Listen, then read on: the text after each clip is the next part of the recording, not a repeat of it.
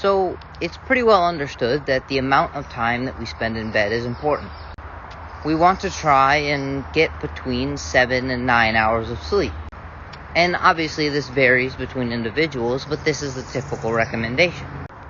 But what I'm beginning to realize is that when we actually sleep is also important. And credits for this goes to Dr. Gina Poe, who really brought this to my attention.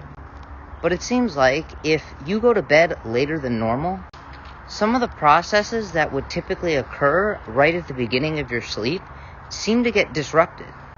And now, to try and explain this a little bit better, during the first half of the night, we're typically going to have more deep sleep.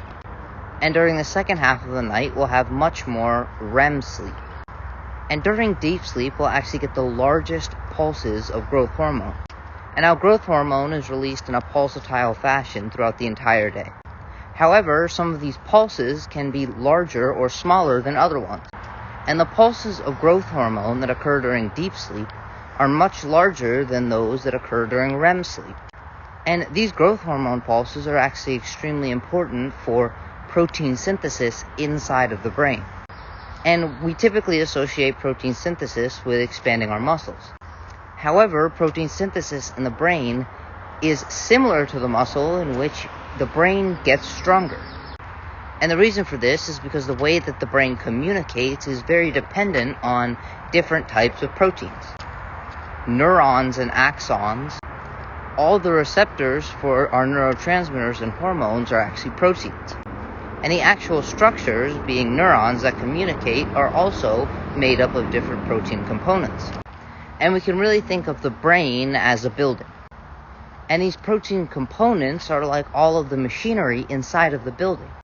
The more complex and specialized the machinery inside of the building is, we are able to produce more of whatever the end product is.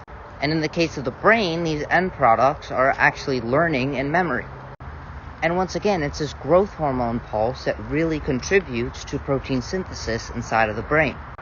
And wrapping it back around to where we started, this pulse of growth hormone will occur during the very first stages of sleep that are predominated by deep sleep. However, what Gina Poe actually points out is that if we typically go to bed around 8 p.m., but instead tonight we go to bed around 10 p.m., it actually appears that we miss out on these large pulses of growth hormone that would have occurred during the period of 8 to 10. And this is simply because the body relies on a circadian rhythm, and it's expecting this big growth hormone pulse at a specific time in this 24-hour cycle.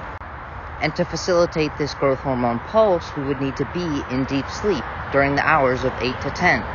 So as odd as it may sound, we can actually miss out on some of the beneficial parts of that first half of sleep, not necessarily by missing the amount of time we spend in sleep, but simply by going to bed later than normal. And I have a feeling this is one of the mechanisms of many mechanisms that contributes to some of the findings that even when sleep time is equated, shift workers who don't have a consistent bedtime are oftentimes more susceptible to mental and cognitive abnormalities like memory loss and simply just an inability to learn as quickly. And I'm not saying that if you do this, it's going to absolutely ruin your life, but I hope this just gives you some inspiration to maybe find a consistent bedtime.